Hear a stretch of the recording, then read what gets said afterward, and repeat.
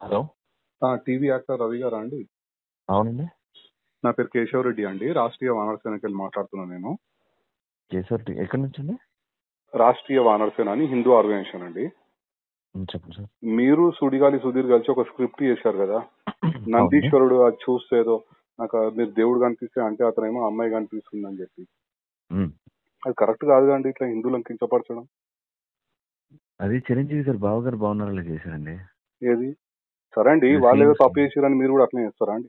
అది తప్పని చెప్పలేదండి ఎవరు. ఏనండి? అది తప్పని చెప్పలేదు, అందుకే చేశాం. చిరంజీవి గారే చేశారు కదా అని మేము చేసాం. ఇప్పుడు చిరంజీవి గారు ఏ సినిమాలో చేసిన ఎన్ని సంవత్సరాల క్రితం అండి మీరు చెప్పేది?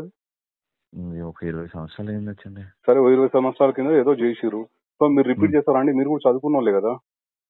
అంటే మాకు ఆయన అంటే ఇష్టం సార్. ఆయన ఏం చేసినా ఇష్టం అంటే ఇప్పుడు తప్పు అయినా సరే మీరు చేస్తారా? మీరు తప్పని చెప్పాలి కదా సార్. అప్పుడు మీరు చిరంజీవి గారికి అప్పుడే చెప్తే మాకు తెలుస్తుంది కదా సార్ తప్పని. ఏమండి, మేము ఆ సినిమా ఏందో మీరు చూడలేదు, మీరు ఏ సినిమా గురించి చెప్తారో మాకు తెలియదు.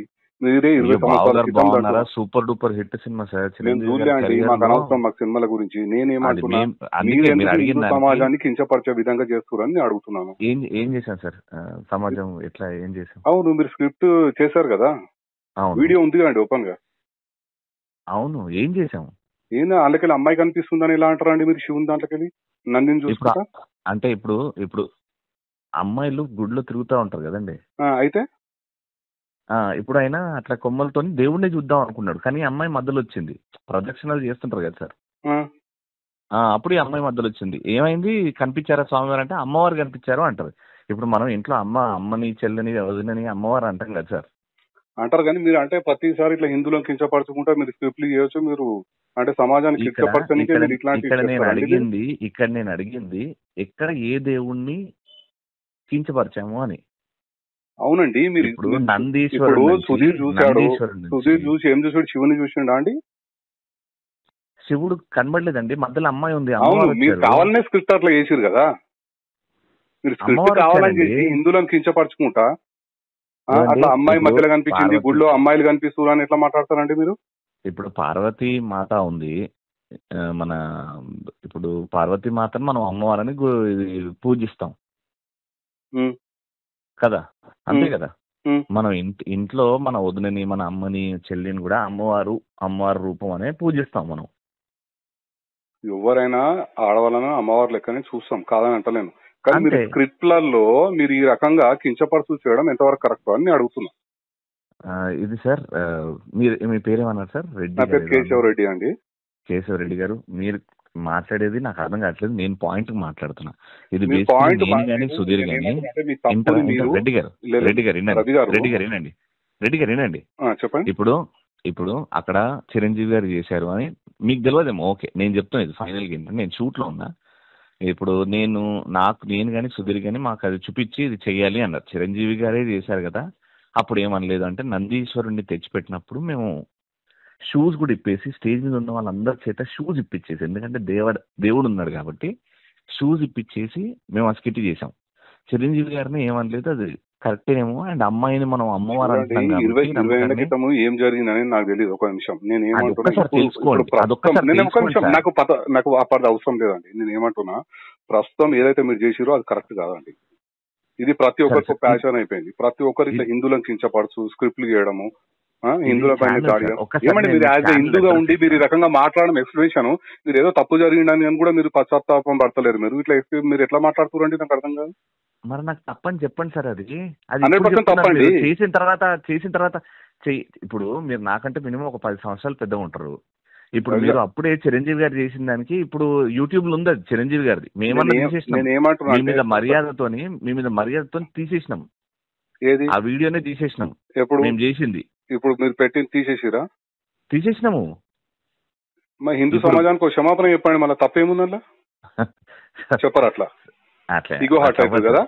ఇప్పుడు ఇంతమంది హిందువులు చూసే కదా మీరు ఈ స్టేజ్ వచ్చారు మీ షోలు. నేను ఏమంటారు రవి గారు, ఒక్క నిమిషం, హిందూ సమాజం మొత్తం చూస్తేనే కదా మీరు ఈ స్టేజ్ వచ్చారు. మీకు తప్పు జరిగినప్పుడు హిందూ సమాజానికి క్షమాపణ చెప్పడానికి తప్పేముందండి? మీకంటే ముందు 20 మందికి ఎక్స్ప్లెయిన్ చేసినాము. 20 మందికి ఎక్స్ప్లెయిన్ చేసినాము. మీరు నంబర్ నాది ఏ నుంచి తీసుకున్నారో అక్కడ నుంచి నాకు సుధీర్కి వస్తే మేము 20 మందితో మాట్లాడాం. మాట్లాడాలండి. మన తప్పు జరిగినప్పుడు ఫోన్ చేస్తారు కదా, ఎవరైనా సరే చేస్తారు కదా. మీరు యాజ్ ఏ హిందువే కదా, మీరు కూడా ఒక హిందువే. రవి గారు మధ్యలో ఇగో వస్తుంది. రవి గారు ఒక్క నిమిషం, రవి గారు ఒక్క నిమిషం. మీరు కూడా ఒక హిందువే కదా? నేను ఇండియన్ సార్. మీరు ఇండియన్, హిందూ కాదైతే. అంటే ఇట్లనే కించపరుచు పోస్టులు పెడతాము, మాకు ఎవరన్నా ఇట్లా ఫోన్లు చేసినప్పుడు తీసేస్తాం, అంతే కదా? మీరు ఏం చెప్పండి సార్? పోస్ట్ మీరు ఇగోతో మాట్లాడితే ఏం చేయలేము సార్. ఇగోతో కాదండి, మీరు చేయడమే తప్పు చేస్తారు. మీరు చిరంజీవి గారు చేసిరంటే నాకు తెలియదు అంటారు. ఇప్పుడు చిరంజీవి గారు ఒక్క నిమిషం రవి గారు, ఒక్క నిమిషం. మేము సినిమాలు చూసుకుంటా కూర్చోమండి, మాకేం ఇది లేదు. మీ మా దృష్టికి వచ్చింది కనుక మేము ఒక హిందూ ఆర్గనైజేషన్ కనుక మీకు కాల్ చేస్తాను. నేను అసలు ఏంది మీరు ఈ రకంగా చేయడం ఎంతవరకు కరెక్ట్ అని చెప్పి మిమ్మల్ని నేను ప్రశ్నిస్తున్నాను. Done sir. నేను ఒకటే ఫైనల్ గా ఏం చెప్తానంటే, జీ తెలుగు ఆఫీస్ మాదాపూర్ ఉన్నది సార్. మర్సిడీస్ షోరూమ్ వెనకాల మాదాపూర్ లో జీ తెలుగు ఆఫీస్, జీ తెలుగులో వచ్చింది సార్ ఇది. ఒక్కసారి వాళ్ళు చేపించారు సార్ మొత్తం. మేము తీయమన్నాం, తీసేసారు, వీడియో తీసేసారు. అరే కొంతమంది హర్ట్ అవుతున్నారు, అందులో ఏం లేదు అయినా హర్ట్ అవుతారంటే తీసేసారు. ఓకే, మీరేమన్నా క్షమాపణ చెప్పనంటారు అంతే కదా? లేదా సార్, అది ఛానల్ పర్మిషన్ లేకుండా మేము చెప్పలేము. అదే నేను ఏమంటున్నా అంటే, హిందువులు మిమ్మల్ని ప్రతి ఒక్క హిందూ ఇప్పటిదాకా మీ షోలు చూసి మిమ్మల్ని లైకులు చేసి మిమ్మల్ని ఈ స్థాయికి తెచ్చిర్రో, అదే హిందూ సమాజాన్ని మాత్రం మీరు క్షమాపణ చెప్పనంటారు అంతే కదా? మీరు అడిగిన దానికి నా సమాధానం సార్, మేము హిందూని కాదని చెప్పారు కదా మీరు ఇప్పుడు ఇందాకనే. మేము హిందూని నేను ఇండియన్ సార్. మీరు ఇండియన్ అని చెప్పారు కదా, హిందూ భారతీయుణ్ణి, అల్లాకి పూజిస్తా, శివుణ్ణి పూజిస్తా. మీరు పూజించుకోండి. ఇతర మతస్థుల మీద మీరు చేసే దమ్ముందా అండి? మీరు ఇంత మాట్లాడుతున్నారు. హిందువులు కనుక ఏం చేయలేరు కనుక, చులకనగా ఉంటారు కనుక హిందువులు ప్రతి ఒక్కరు హిందువుల మీద పడతారండి. ఇప్పుడు మేము హిందువులను కూడా ఏమీ అనలేదని నేను ధైర్యంగా చెప్తున్నా. ఆ స్కిట్ ద్వారా ఏ హిందూని ఏమనలేదు. కించపరిచిరండి, మా మనోభావాలు దెబ్బతిన్నాయి రవి గారు, మా మనోభావాలు దెబ్బతిన్నాయి కనుకనే నేను మీకు ఫోన్. డెఫినెట్ గా ఓకే, మీకు ఇబ్బంది అయ్యింది కదా, కాబట్టి మీకు ఇబ్బంది జరిగింది కాబట్టి మీరు జీ తెలుగుకి వెళ్ళండి సార్. అక్కడ డైరెక్ట్ వెళ్తాము, తీసుకుంటాం, అట్లేం లేదు. Right sir, right sir. మీకు ఎందుకంటే మీకు నామూషి ఫీల్ అవుతారు మీరు. క్షమాపణ రాంగ్ అండి, మీరు రాంగ్. నేను ఏమంటున్నా, మీరు ఎట్లా మాట్లాడుతున్నారు అంటే మేము చేస్తాం ఇట్లానే అన్నట్టుగా మీరు మాట్లాడుతున్నారు. గతంలో కూడా ఆయన ఇట్లనే మాట్లాడాడు, లాస్ట్ ఏమైందో తెలుసు. రాంగ్. ఎవరు చేసినా హిందూ సమాజానికి కించపడితే ఎవరైనా సరే వాళ్ళకి చట్టపరంగా బుద్ధి అయితే చెప్పొచ్చు కదా. హక్కు అయితే ఉంది మాకు, బరాబర్ బుద్ధి చెప్తాం. 100% బుద్ధి చెప్తాం. మీకు చేయలేదు కాబట్టి,